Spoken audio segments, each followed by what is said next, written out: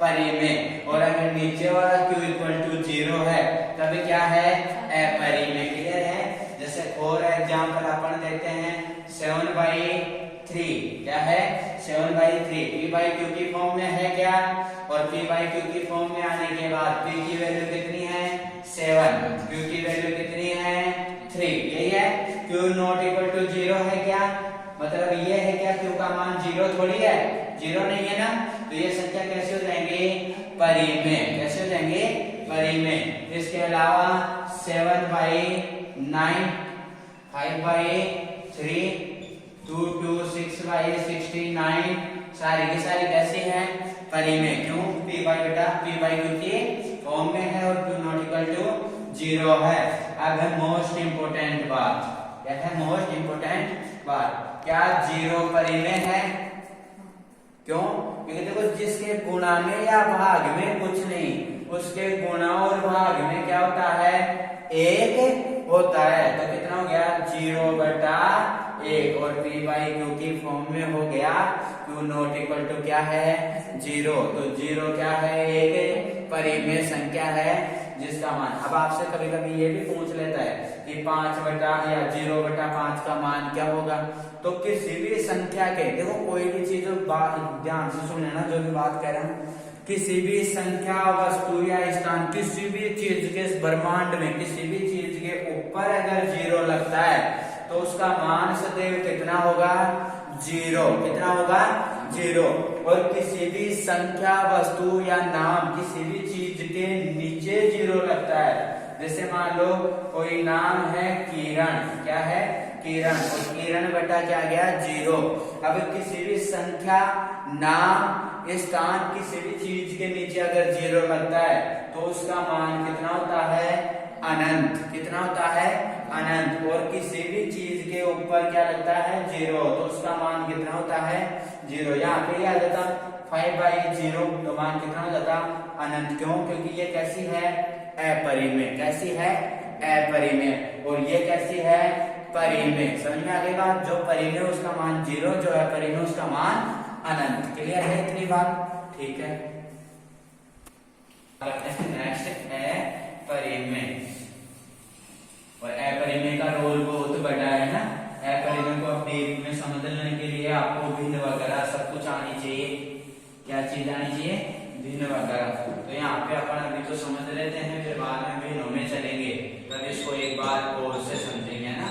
यहाँ पे अपरिमेय संख्या समझ लेंगे और बाद में भिन्न वगैरह करेंगे, तब फिर से समझ लेंगे। अपरिमेय को क्या बोला जाता है इंग्लिश में, irrational number, irrational number. Clear है क्या बात इतनी। देखो उसकी डेफिनेशन थी वही इसकी होगी, केवल शर्त क्या है, कंडीशन है, वो क्या हो जाएगी यहाँ पे, वहां पे q नॉट इक्वल टू क्या थी 0, यहाँ पे क्या हो जाएगी q इक्वल टू 0। पहली डेफिनेशन आपकी, इसकी डेफिनेशन अलग अलग बनेगी, तो आज इसकी पहली डेफिनेशन देखो, जिसको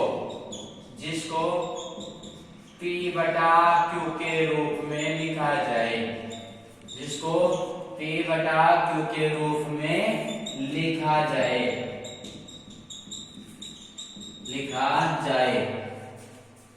और q इक्वल टू क्या हो 0 हो।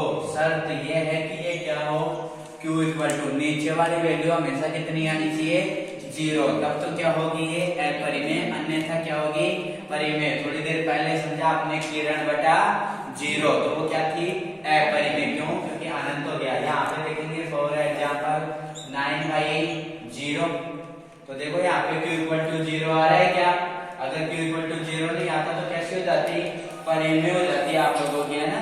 लेकिन ये कैसे हो गई अपरिमेय। देखो यहाँ पे इसका मान होगा अनंत, ऐसे आ गया 7/0, 22/0, सारी की सारी कैसी है अपरिमेय, पहली डेफिनेशन से, ठीक है, पहली डेफिनेशन से। दूसरी डेफिनेशन पे अपन लोग चलते हैं, तो दूसरी डेफिनेशन आपकी क्या कहती है, देखो समझना बात को। पहली बात हो गई आपकी नीचे 0, दूसरी बात आपकी हो जाएगी क्या, देखो जिस संख्या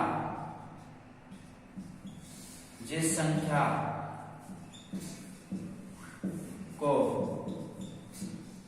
पूर्ण वर्गमूल मुक्त, वर्गमूल जानते हो, अंडर रूट, पूर्ण वर्गमूल मुक्त न कर सके, या आप कह सकते हो जो संख्याएं पूर्ण वर्गमूल मुक्त न हो,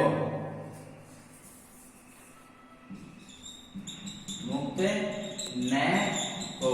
क्लियर है कि इतनी बात? देखो वर्गमूल, वर्गमूल का मतलब होता है कि अंडर रूट, और इस अंडर रूट से जो भी संख्याएं बाहर नहीं निकल पाती वो सारी के सारी कैसे कहलाती हैं? अपरिमेय। ये तो पढ़ा होगा आपने 10th क्लास में कि सिद्ध कीजिए कि रूट 3 एक अपरिमेय संख्या है, सिद्ध कीजिए कि रूट 2 एक अपरिमेय संख्या है। तो देखो यहाँ से अपन कर रहे हैं सोल्व। तो जैसे मैं ले लूं भाई कि कितना, रूट 3 को बाहर निकाल सकते हैं क्या? बाहर तो तभी निकलता तब कितने, 2 जोड़े बनते, एक जोड़ा कंप्लीट होता उससे एक बाहर आ जाता। तो यहाँ तक सिंगल केवल क्या है, 3 है, तो ये बाहर नहीं आ सकता। कैसा हो गया? अपरिमेय। आपके सामने कह दे रूट 10, ये क्या है? अपरिमेय, क्योंकि पूर्ण बाहर नहीं निकल पा रहा। लेकिन आपको कह दे कि रूट 16, और रूट 16 का देखो वर्गमूल कितना होता है, पता है कि किसी को कितना होता है?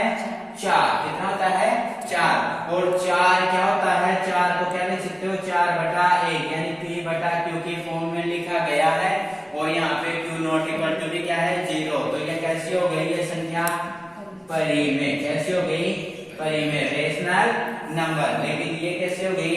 इरेशनल। रूट 15 क्या हो गया? इरेशनल। रूट 17 क्या हो गया? इरेशनल। मतलब सीधी सी बात हो गई क्या?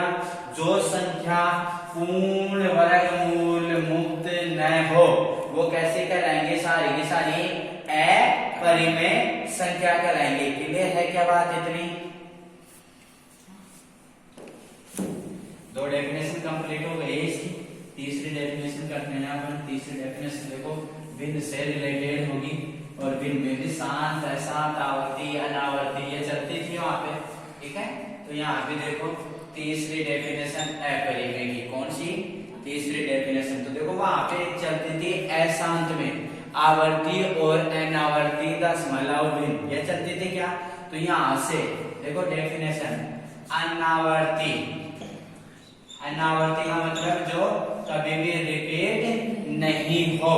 अनावर्ती अशांत, अनावर्ती अशांत दशमलव भिन्न, दशमलव भिन्न हमेशा अपरिमेय संख्या होगी। कैसे होगी? अपरिमेय संख्या होगी। ये बात कोई नहीं बताएगा आपको, है ना? कैसी होगी? अपरिमेय संख्या। जैसे आप मान लेते हो कि सबसे पहले तो यह समझो कि अनावर्ती अशांत दशमलव भिन्न क्या होती है? अनावर्ती अशांत non terminate non repeated decimal fraction, English में बोलते हैं non terminate non repeated decimal fraction. तो यहाँ पे इसका मतलब समझ में आ रहा होगा कि कोई भी जो संख्या है वो दशमलव के बाद 1, 2, 5, 7, 9, 3, 5, 9 कुछ भी आ जाए, एक तो वो कभी भी क्या नहीं होगी? शांत नहीं होगी, और एक कभी भी क्या नहीं होगी? रिपीट नहीं होगी। ये चलती ही जाएंगी आगे और कभी भी रिपीट नहीं होगी। तो वो सारी की सारी कैसे हो जाती है? अनावर्ती अशांत दशमलव भिन्न, जो कि क्या कहलाएगा? आपका अपरिमेय संख्या। जैसे आपको बोला जाता है कि पाई, पाई क्या है? आपकी अपरिमेय संख्या। ये बताया गया आज तक आपको कि भाई पाई क्या है?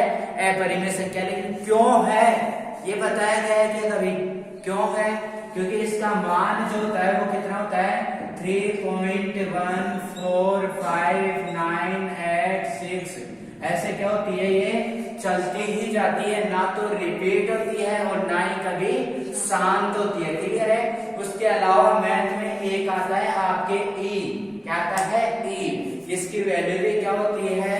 2.71818284। और ऐसे क्या होती है? ये चलती ही जाती है, ना तो रिपीट होती है और ना ही कभी रुकती है, शांत होती है। तो ये कैसी होती है? पाई और ई अशांत। कैसी होती है? अशांत अनावर्ती दशमलव भिन्न। तो ये कैसी हो गई अपरिमेय। पता चल गया ना आज क्यों हुई है, ठीक है। इनके अलावा आप 1/7 आप कहोगे सर इसको p बाई क्यू की फॉर्म में लिखा जा सकता है, लेकिन जब भी इसकी वैल्यू को आप सोल्व करोगे तो ये भी क्या होगी, कभी भी शांत और रिपीट नहीं होगी। तो ये भी क्या होगी, हमेशा अपरिमेय होगी। जैसे आ गया 2/7, 5/7, ये सारी कैसी होती है, non terminate non repeated decimal fraction होती है। तो ये भी सारी कैसी है, अपरिमेय। क्लियर। देखो तीनों डेफिनेशन समझ लेना वापस से। पहली बात कही गई थी आपको क्या, सबसे पहली बात कही गई वो क्या कही गई, जिसको p/q के रूप में लिखा जाए और q इक्वल टू क्या आ जाए 0। मतलब कहने का मतलब नीचे क्या आ जाए 0। जैसे 5/0, 9/0 सारी कैसी हैं, परिमेय। कैसी हैं, अपरिमेय। दूसरी डेफिनेशन थी आपको कि पूर्ण वर्गमूल मुक्त नहीं हो, तो उसमें ये रूट वाली वैल्यू आ गई क्या, जो रूट से बाहर नहीं निकल पा रही थी वो वैल्यू आ गई क्या आपकी √28। आगे क्या, जैसे √32। आप कहोगे सर ये बाहर आ सकती है, देखो कैसे 16 गुना 2 और 16 का कितना आता है बाहर 4 और ये √2, तो √2 मल्टीप्लाई में आने के कारण ये भी क्या हो गई अपरिमेय। दूसरी डेफिनेशन वाली रूट वाली।